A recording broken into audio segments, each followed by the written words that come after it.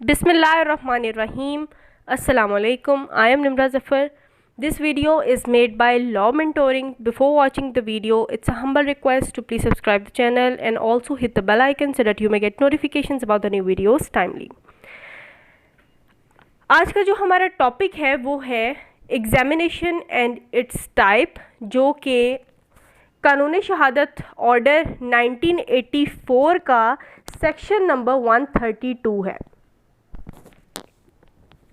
सबसे पहले तो हम ये देखते हैं कि एग्जामिनेशन क्या है और उसके बाद हम उसकी टाइप्स को भी स्टडी करेंगे।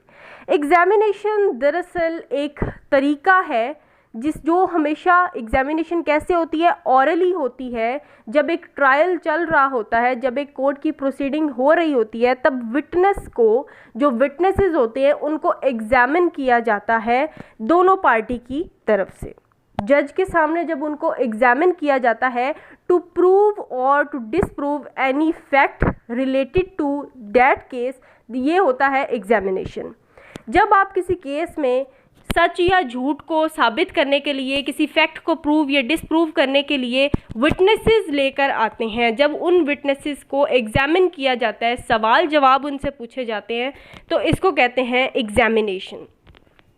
एग्जामिनेशन की 3 टाइप्स हैं: examination in chief, cross examination and re examination. सबसे पहले आते हैं एग्जामिनेशन इन चीफ पर।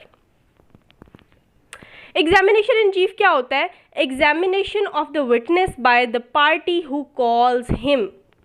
ये विटनेस का जो अपना वकील होता है, जो लॉयर होता है, जब एक विटनेस को उसी की अपनी पार्टी की तरफ से एग्जामिन किया जाए, जब उसी का अपना लॉयर उसको एग्जामिन करता है, जज के सामने उससे सवाल जवाब पूछता है उसके बारे में, उसके पेशे के बारे में, या कोई भी रिलेटेड टू डैट केस अगर उससे कोई सवाल पूछा जाता है जज के सामने, तो इसको कहते हैं एग्जामिनेशन इन चीफ। इसमें मेन चीज़ क्या है कि इसमें उसका अपना जो वकील होता है वो उससे सवाल जवाब पूछता है, ताकि वो जज के सामने बता सके कि केस के जो फैक्ट्स हैं वो क्या है, केस के फैक्ट्स जो है अकॉर्डिंग टू हिम वो जज के सामने पेश कर सके, अपने विटनेस को से सवाल जवाब पूछे किसी भी बारे में रिलेटेड टू केस या उसके बारे में।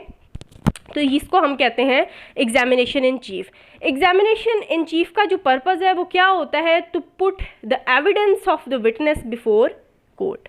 जब विटनेस को पेश किया जाता है, उस विटनेस को क्यों पेश किया जा रहा है, तो वो जब एविडेंस जो है देने होते हैं कोर्ट में, तो उसके लिए ये इसका पर्पज़ होता है एग्जामिनेशन इन चीफ का। तो उसको कोर्ट में उससे सवाल जवाब किए जाते हैं। उसके बाद आते हैं क्रॉस एग्जामिनेशन पर। क्रॉस एग्जामिनेशन क्या होता है कि जब विटनेस से एडवर्स पार्टी का वकील जो होता है, जो लॉयर होता है, वो उससे सवाल जवाब करे। मतलब एक विटनेस है और दूसरी तरफ दूसरी पार्टी है, दूसरी पार्टी का जो ऑपोजिट पार्टी का जो वकील होता है, जब वो उससे सवाल जवाब करता है, अपनी मर्ज़ी से सवाल जवाब करेगा, वो केस के जो हवाले से सवाल जवाब करेगा, उससे फैक्ट्स पूछेगा, उससे कुछ भी वो पूछ सकता है रेलिवेंट टू डैट केस। ठीक है, इसको कहते हैं क्रॉस एग्जामिनेशन। और क्रॉस एग्जामिनेशन का पर्पज़ क्या होता है? ताकि उसको उसकी वेरासिटी को चेक किया जा सके। वेरासिटी किसको कहते हैं?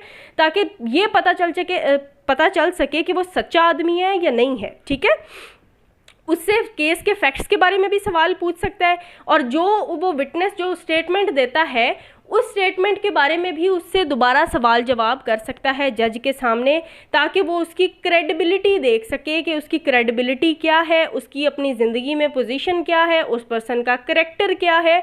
ठीक है, उसको ऐसे सवाल जवाब पूछे जिससे वो भी अपने अकॉर्डिंग किसी फैक्ट को प्रूव कर सके या डिसप्रूव कर सके। ठीक है, टू क्रिमिनेट हिम, के किसी तरह सवाल जवाब पूछकर डायरेक्टली या इनडायरेक्टली उसको क्रिमिनेट किया जाए, उसको एक्सपोज करना दूसरी पार्टी के लॉयर का मकसद होता है, तो वो उसके लिए उससे सवाल जवाब पूछता है।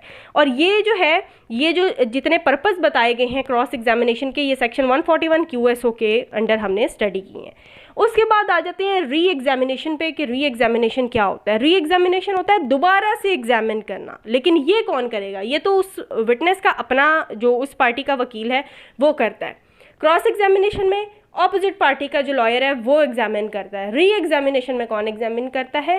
री एग्जामिनेशन हमेशा क्रॉस एग्जामिनेशन के बाद होती है, और री एग्जामिनेशन में उस जो पहली जो एग्जामिनेशन इन चीफ में जो जैसे उसको एग्जामिन किया गया था, दोबारा उसी पार्टी का, अपनी ही पार्टी का जो वकील होता है वो उसे एग्जामिन करता है।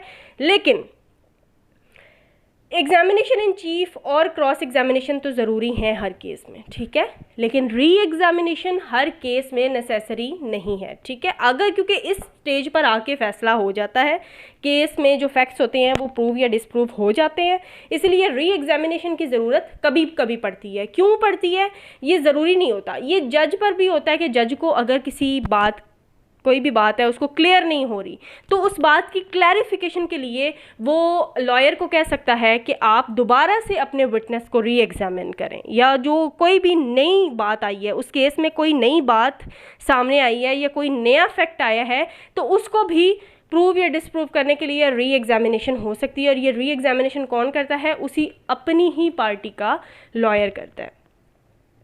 So this was all about our today's lecture. Thanks for watching the video, and if you like the video then don't forget to like, share and comment. Thank you so much.